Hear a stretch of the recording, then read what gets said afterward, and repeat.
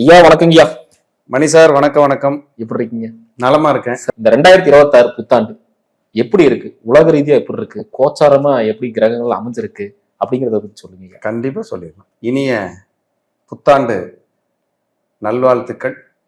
2026 உங்கள் அனைவருக்கும் மிகச்சிறந்த பொற்காலமாக மன நிம்மதியும் இறைபலமும் உங்களுக்கு கூடி நீங்கள் உங்கள் குடும்பத்தோடு ஆயுள் ஆரோக்கியத்தோடு வாழ எல்லாம் வல்ல பரம்பொருளை இந்த நேரத்திலே தியானிக்கிறேன். எல்லாருமே எப்போ நியூ இயர் வரும், நியூ இயர் வந்தா நமக்கு இந்த வருடமாவது நம்ம லைஃப்ல ஒரு முன்னேற்றம், வளர்ச்சி, வெற்றி இதெல்லாம் கிடைச்சிடாதா?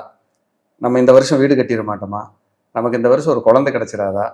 நமக்கு இந்த வருஷம் ஒரு கல்யாணம், நமக்கு ரொம்ப நாள் வெயிட்டிங்கில் இருக்கிற கல்யாணம் நடந்துடாதா? ஒரு இடம் வாங்க மாட்டோமா? ஒரு வேலை கிடைக்காதா? படிப்புக்காக வெளியூர் வெளிநாடு போக மாட்டோமா? ஆரோக்கியம் மீட்டெடுக்க மாட்டோமா? இப்படி பல விதத்திலையும் அவர்களுக்கு கேள்வி இருக்கும்.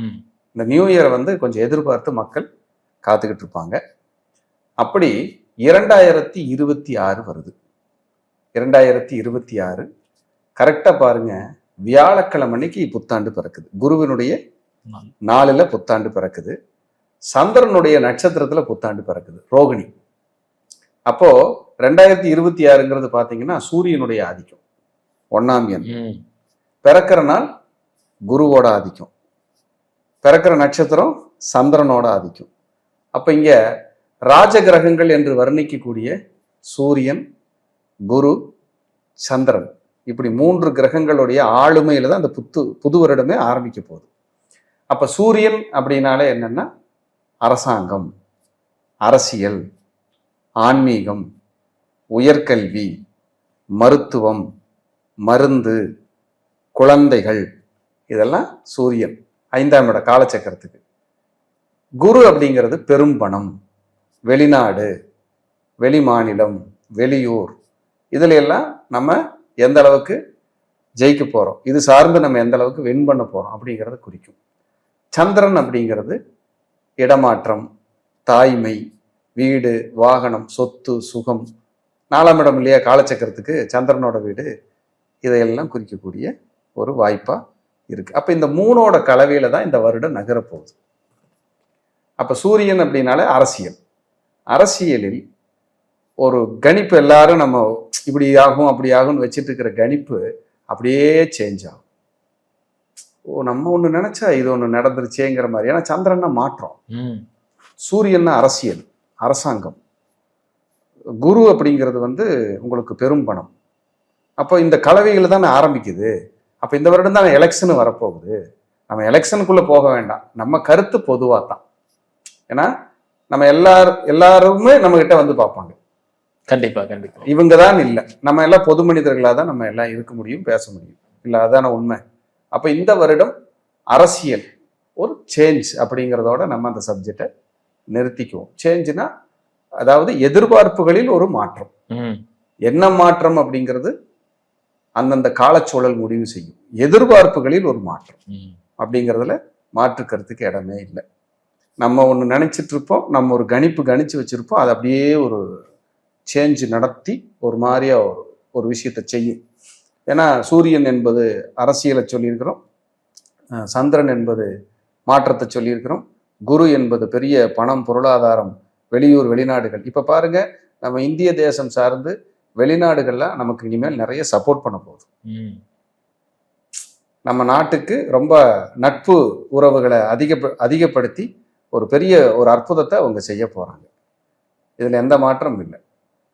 இப்ப நம்ம தாய் திருநாடு இந்தியாவுக்காக நிறைய பேர் முன் நட்பு நாடா, தோழமை நாடா, எங்களுக்கு இவங்க இருக்காங்கங்கிற சப்போர்ட், ஆதரவுக்கிற நமக்கு எப்பவும் கிடைக்கிறதுக்கு அதிகரிக்கக்கூடிய ஆற்றலை இந்த வருடம் நம்ம பார்க்க முடியும்.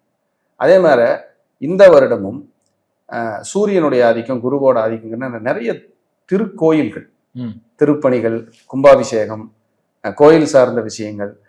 இனிமேல் பாருங்களேன், நிறைய குறிப்பிட்ட முக்கியமான சிவாலயங்கள், அம்மனுடைய ஸ்தலங்கள், குருங்கிறனால நிறைய ஜீவசமாதி வழிபாடு பயணங்கள் எல்லாம் அதிகரிக்கும் இந்த வருடம். நிறைய இதுக்கு மக்கள் பயணப்படுவாங்க. போய் நம்மளுடைய கர்மாவை தீர்த்துக்கணும், சரி பண்ணிக்கணும், ஜெயிக்கணுங்கிற எண்ணத்தை கொடுக்கும். தங்கம், குரு தான் கோல்டு, சந்திரன் தான் மாற்றம், சூரியன்கிறது வந்து உயர்வு. அப்போ தங்க விலையும் கண்டிப்பாக உயரப்போகுது. அப்படிங்கிறதுல ஏற்கனவே உயர்வு தான். இப்போ பேசிட்டு இருக்கிற நேரத்தில் உங்களுக்கு கிட்டத்தட்ட 1 பவுன் 1 சவரன்னு சொல்லக்கூடிய தங்கம் நியர்பை 95,000 இருக்கு. இது அப்படியே அடுத்தடுத்து மூவ் ஆகி லட்சங்களுக்கு மேலே போறதுக்கு வாய்ப்பு இருக்கு. ஏன்னா குரு உச்சம் வேற அடைய போறாரு. அதுல மாற்றங்கள் வந்து அடுத்தடுத்த கட்டத்துக்கு மூவ் ஆகிறதுக்கு சான்சஸ் நிறைய இருக்கு. இந்த 3ஓட கலவையில தான் இந்த வருடம் நகரப்போகுது. அதே போல கல்வியில் மாற்றம், கல்வியில் ஒரு புரட்சி, புதிய புதிய கோர்ஸ் இன்ட்ரடியூஸ் ஆகிறது. சந்திரன் அப்படிங்கிறது வந்து பாத்தீங்கன்னா மக்களுடைய மனது, மீடியாவே சந்திரன் தான். அப்புறம் இந்த ஏஐன்னு இப்போ வந்திருக்குல்ல, அது மாதிரி புதிய புதிய விஷயங்கள் இந்த வாட்ஸ்அப்ல, யூடியூப்ல, இன்ஸ்டாகிராம்ல புதுசாக வந்து எப்படி வாட்ஸ்அப்னு ஒன்று வந்துச்சோ, யூடியூப் இன்ஸ்டாகிராம்னு வந்துச்சோ, அது மாதிரி புதுசாக ஒரு புரட்சி கூட உருவாகும். ஏதாவது ஒரு புதிய ஒரு விஷயத்தை உருவாக்கி இதெல்லாம் இனிமேல் நம்ம மக்கள் பயன்படுத்த போறாங்க அப்படிங்கிறது கூட இந்த வருடங்களில் உருவாக்குறதுக்கு வாய்ப்பு. சரி. அப்புறம் சந்திரன் அப்படிங்கிறது வந்து பார்த்தீங்கன்னா நீர்நிலைகள். அப்போ அந்த புனித நதி நீராடுறதுக்கான கூட்டங்கள் அலைமோதும். புனித நதியில நீராடி நம்மளுடைய கர்மாக்களை தீர்த்து சுகமா வாழலாங்கிற விஷயங்களை எல்லாம் அதிகரிக்கும். அதே போல சந்திரன்கிறது காலச்சக்கரத்துக்கு 4ஆம் இடமா ரியல் எஸ்டேட் புதுப்பிக்கும். ரியல் எஸ்டேட் சட்டங்கள், புதிய நடைமுறைகள், பட்டா பத்திரங்கள் தொடர்பான புதிய சட்டங்கள் வகுக்கிறது, இந்த மாதிரி தான் இனிமேல் நீங்க மூவ் பண்ண முடியும்னு சொல்றதெல்லாம் இந்த வருடம் உருவாகும். இந்த வருடம் உருவாகும். குழந்தைகளுக்காக தனி பாதுகாப்பு, பெண் குழந்தைகளுக்கான பாதுகாப்பு.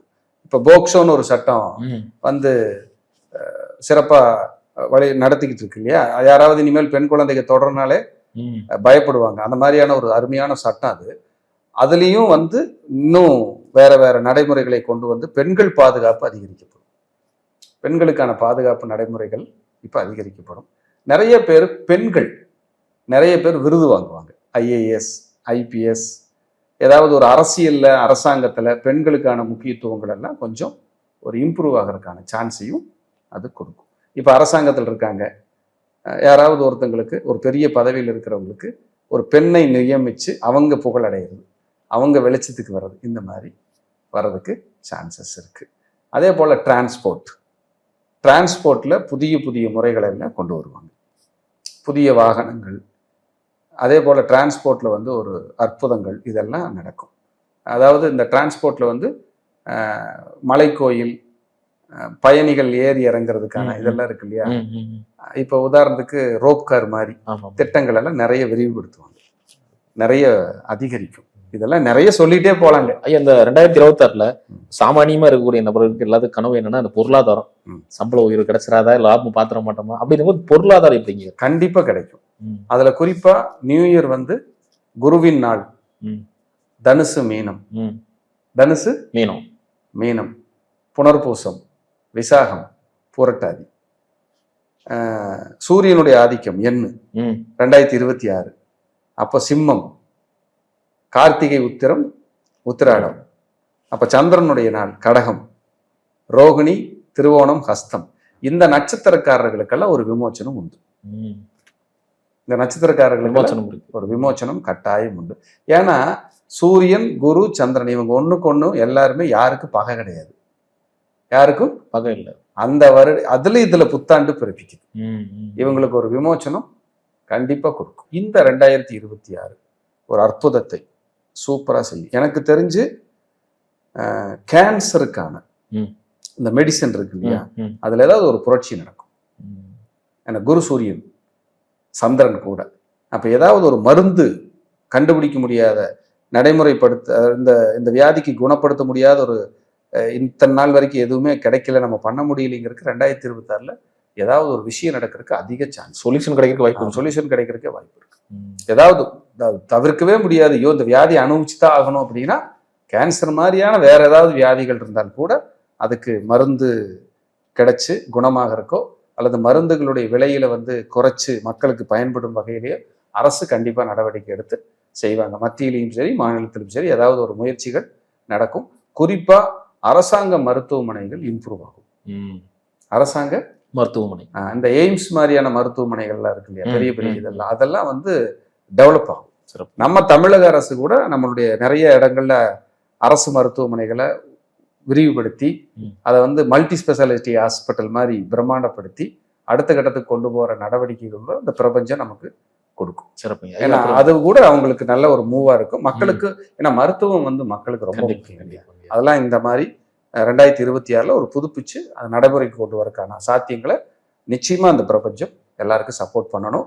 ஏன்னா யாருமே நோய் இல்லாத வாழ்வு வாழணுங்கிறது தான் என்னுடைய வாழ்த்து. ஐயா, அதே மாதிரி பாத்தீங்கன்னா அக்ரிகல்ச்சர், விவசாயம் எப்படிங்க? 4ஆம் இடம் தான் கால்நடை விவசாயம். குரு சூரியன்லாம் இருக்குது. இந்த தடவை வந்து இந்த பால் சம்பந்தமான இது ம். விவசாயிகளுக்கு மாடு பால் விலையெல்லாம் கொஞ்சம் உயர்ந்து ம். அவங்களுக்கு நன்மை கொஞ்சம் நன்மை நடந்து, ஏன்னா மக்களுக்கு அது ஒரு வகையில சின்ன சுமை வந்தா கூட ம். ஆனா விவசாயிகள் நல்லா இருப்பாங்க. கண்டிப்பா. ஏன்னா அவங்க காலையில 2 மணிக்கு எந்திரிச்சு பால் கறந்து மக்களுக்கு கொண்டு போய் வீடு வீடா விநியோகம் பண்ணி எத்தனை கஷ்டப்படுறாங்க. ஸோ அவங்களுக்கு இது ஒரு விமோச்சன காலமாக இருக்கும். அதே போல விவசாயிகளுக்கு விவசாயம் மழை பெஞ்சு நல்ல செழிப்படையும். ம். ஏன்னா சந்திரன் ம். ரோகிணிங்கிறது சந்திரன். மலைக்கானவரே சந்திரன் தான். குருங்கிறது வந்து செழுமை, சூரியன்கிறது வந்து வளர்ச்சி. அப்ப மழை பெஞ்சு விவசாயமும் இந்த ரியல் எஸ்டேட்டும் விவசாய பூமிகளும் செழிப்பா இருக்கும் சிறப்பு. அப்படிங்கிறது என்னுடைய பொது கருத்தை முன்வைக்கிறேன். இது யாருக்காகவும் யாரையும் சார்ந்து குறிப்பிடுகின்ற எந்த கருத்தும் இல்லைங்கிறத இந்த நேரத்துல பதிவு பண்ணி இது பொதுவான பலனா நம்ம பேசிடுறோம். ஐயா, இப்ப நம்ம ஒவ்வொரு ராசிக்கான பலன்களை வந்து நம்ம பார்த்துடலாம். ஐயா, இப்ப நம்ம பார்க்கக்கூடிய ராசி கடக ராசி. இந்த வருஷமாவது இது நல்லது நடக்குமா அப்படின்னு எதிர்பார்த்துட்டு இருக்காங்க. சோ பலன்கள் எப்படி இருக்குன்னு சொல்லுங்க ஐயா. நிச்சயமா கடகராசி அன்பர்களுக்கு இனிய 2026 புத்தாண்டு நல்வாழ்த்துக்கள்.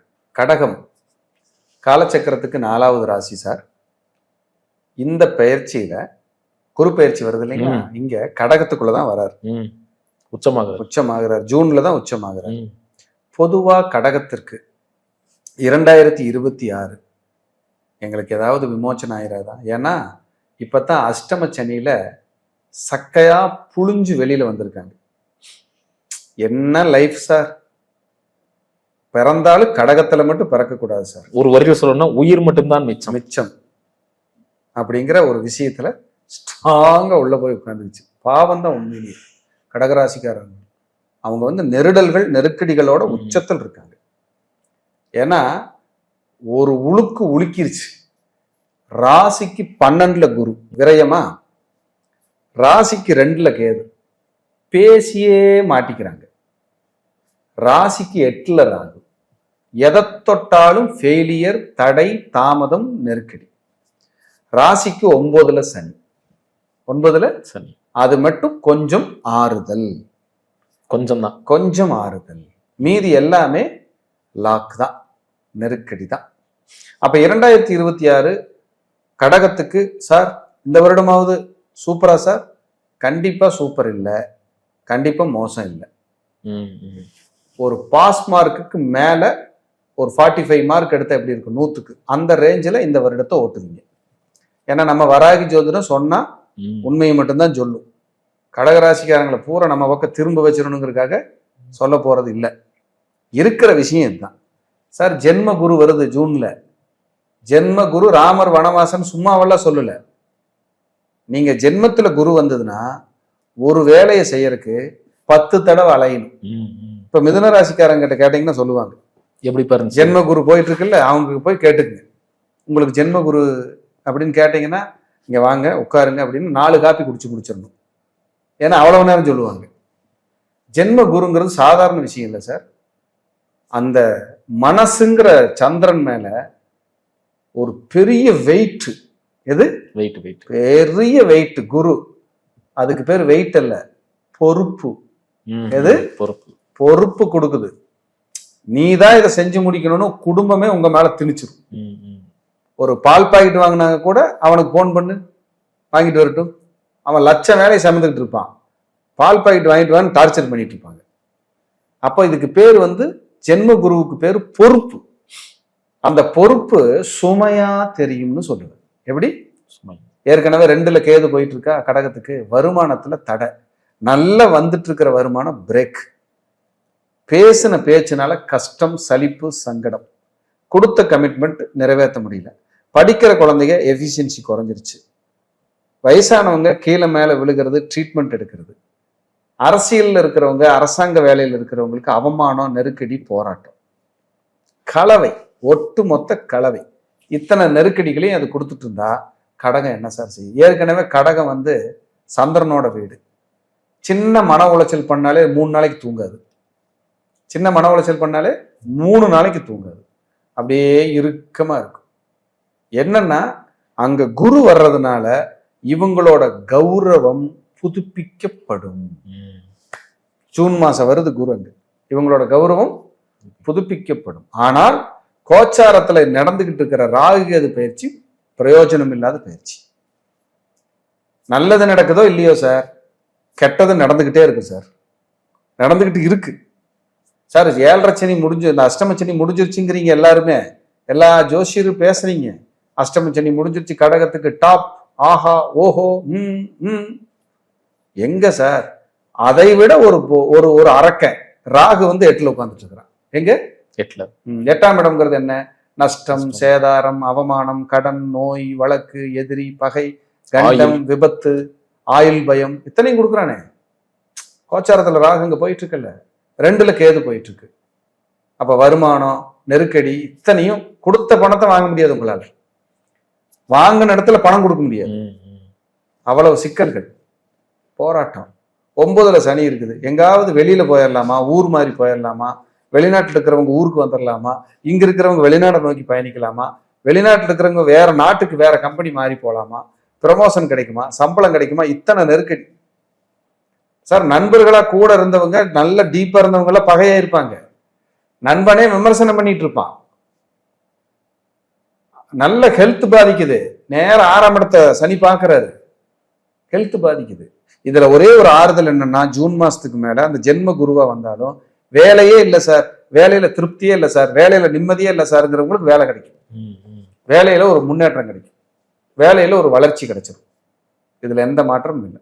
வேலை வந்து ஒரு பலப்படுற ஒரு காலமா இருக்கும். தொழில் அப்படிங்க இருக்கும், தொழில் நல்லா இருக்கும். 10ஆம் அதிபதி செவ்வாய் இல்லையா, அந்த செவ்வாயுமே வந்து உங்களுக்கு தொழில்கார கிரகம் இல்லையா. அந்த செவ்வாய் வந்து இந்த நியூ இயர் காலங்கள்ல ஒரு பலத்தை நோக்கி தான் வர்றாரு, உச்சத்தை நோக்கி தான் வர்றாரு. அப்ப தொழில வந்து இவங்க எப்படியாவது இம்ப்ரூவ்மெண்ட் பண்ணிக்கலாம், வளர்ச்சியை நோக்கி போய்க்கலாம். மைனஸா எங்க ஃபீல் பண்றீங்கன்னா, ராகு கேது தான் உங்களை நொறுக்குது. ராகு கேது தான் நொறுக்குது. ஏன்னா கடகத்துக்குள்ளேயே ஒரு பாம்பு படுத்துக்கிட்டு இருக்குது, ஆயில்யம். கடகத்துக்குள்ளேயே ஒரு பாம்பு உட்கார்ந்துட்டு இருக்குது, ஆயில்யம். பாருங்க, இந்த ராகு கேது குரு சனியைத்தானே பேசுறோம். இந்த 3 சம்பந்தப்பட்ட நட்சத்திரங்கள் அங்க உள்ள உட்காந்துருக்கு. ஆயில்யம்னா பாம்பு, புனர்பூசம்னா குரு, பூசம்னா சனி. எப்படி உட்கார்ந்துட்டு இருக்குன்னு பாருங்க. இது வந்து ஒரு விபரீத ராஜயோக ஜாதகம். யாரு கடகத்துல பிறந்தா மட்டும் ரொம்ப கீழ்நிலையிலிருந்து போராடி கஷ்டப்பட்டு அல்லோலப்பட்டு இந்த லைஃபே வேணாம் முடிஞ்சதுன்னு நினைக்கும் போது விஸ்வரூபமா எந்திரிக்கிறவங்கள கடகம். ஆனா இப்ப கோச்சாரத்துல நிலைமை சரியில்லை, ரொம்ப பாடா படுத்திக்கிட்டு இருக்கு. ஸோ இப்ப என்ன பண்ணணும் அப்படின்னா, இரட்டை திருப்பதின்னு ஒரு ஊர் இருக்கு.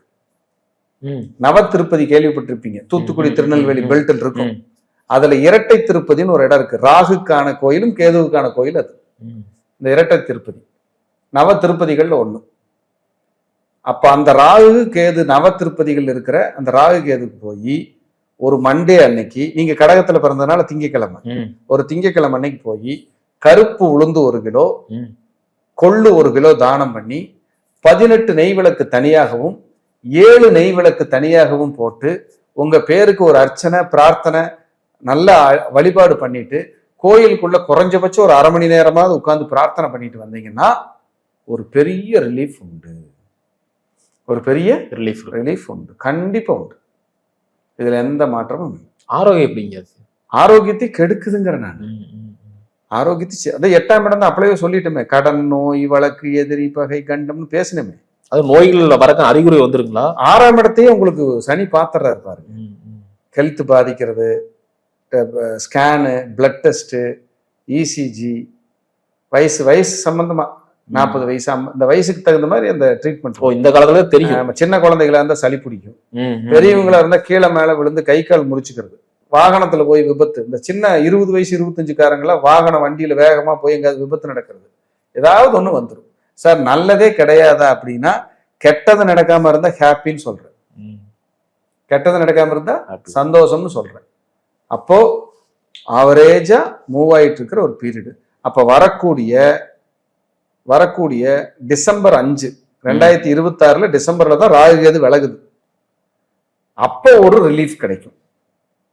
அதுக்கப்புறம் 2027 ஏப்ரலுக்கு மேல, மே ஏப்ரலுக்கு மேல குரு 2ஆம் இடத்துக்கு வருவார். அப்பத்தான் மெல்ல மெல்ல மெல்ல மெல்ல படிப்படியா விமோச்சனம் ஆகும். இந்த கடகம் இப்ப நம்ம பேசின முதல் 4 ராசியில கடகம் கொஞ்சம் இறுக்கமான பீரியட கடக்க வேண்டிய சூழல் தான். இதுல உங்க தசாபுத்தி நல்லா இருந்து கோச்சாரத்துல வர்ற கிரகங்கள் உங்க பகை கிரகத்தின் மேல, நீங்க பிறக்கும் போது உங்க ஜாதகத்துல ஒரு கிரகம் இருக்கும் இல்லையா, அதுல பகை கிரகத்தின் மேல பகை கிரகம் பயணம் பண்ணாம இருந்தா நீங்க கண்டிப்பா தப்பிச்சுக்குவீங்க, தப்பு வராது. அதனால உங்க ஜாதகத்தை ஆய்வு பண்ணி பார்த்து நீங்க முடிவுகளை எடுத்துக்கிறது நல்லது. இது எல்லா வீடியோலையும் சொல்லியிருக்கிறேன். உங்க வீட்டுக்கு பக்கத்துல உங்களுக்கு தெரிஞ்ச குடும்ப ஜோதிடரிடம் போய் உங்க ஜாதகத்தை காட்டி ஆய்வு பண்ணி இந்த விஷயங்களை தெரிஞ்சுக்கிட்டு அடுத்தடுத்து மூவ் பண்ண. ஏன்னா நிறைய தொழிலதிபர்கள் இருப்பீங்க, அரசியல் இருப்பீங்க, டாக்டர்ஸ், இன்ஜினியர், வக்கீல், பெரிய பெரிய ஆளுக, நடுத்தர வர்க்கம், வேலை செய்யறவங்க, ஒரு இடத்துல போய் ஸ்டாஃபா இருக்கிறவங்க, முதலீடுகள் போட்டுறவங்க, வெளிநாட்டில் இருக்கிறவங்க, இத்தனை கேட்டகரி இருக்கும்.